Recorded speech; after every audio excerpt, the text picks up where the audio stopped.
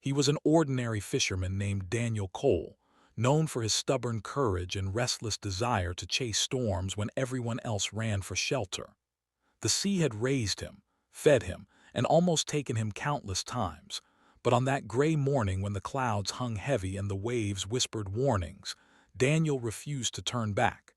His crew begged him to wait, but pride is louder than wisdom. He pushed his small trawler farther into the open waters, where the ocean turned from blue to black, and the wind began to roar like a wounded beast.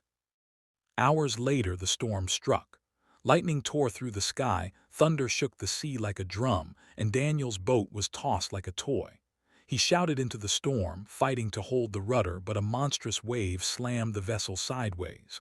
The last thing he remembered was the blinding flash of lightning, the crack of wood, and the icy rush of seawater swallowing him whole. Then darkness.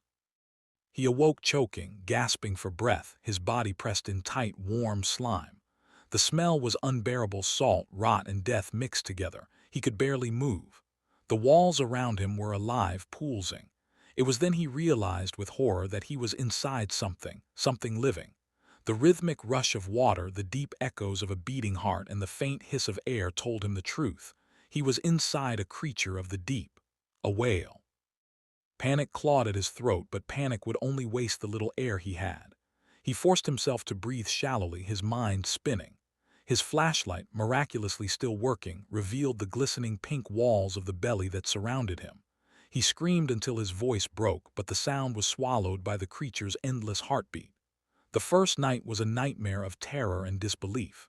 He tried to mark time, whispering to himself, "Stay alive, Daniel, stay alive." By the second day, hunger and thirst gnawed at him. His skin burned from the acids in the whale's stomach, and every breath was agony. But strange things happened in that darkness. He began to remember his mother's voice, his son's laughter, the promises he had broken. The sea, in its cruel way, was teaching him humility. He spoke to the silence, begged for another chance, and whispered apologies to the world he thought he'd never see again. The whale moved constantly, diving deep, rising again, its body groaning with the weight of the ocean. Sometimes Daniel felt the creature's slow heartbeat steady his own. He began to think of it not as his prison, but as his strange, living coffin carrying him through the unknown. On the third day something changed. The whale thrashed violently. A rumbling sound filled the chamber like a thunderstorm inside a cave. Daniel was thrown against the walls as the creature convulsed. Then, with one final heave, the whale surged upward, broke the surface, and expelled him through its mouth into blinding daylight. He crashed into the waves, coughing, gasping, tasting freedom and salt. When fishermen found him hours later on a lonely beach, he was half-conscious, his skin bleached and scarred, his hair matted with seaweed. They thought he was a ghost. He told them weakly, 3 days the whale. They laughed at first, thinking delirium had claimed him, until doctors confirmed salt burns and pressure injuries that could only come from the crushing depths. Daniel never returned to the sea. He built a small cabin near the shore and spent his days watching the water from afar. Sometimes children would visit him and he'd tell them, "Respect the ocean, it listens, it remembers."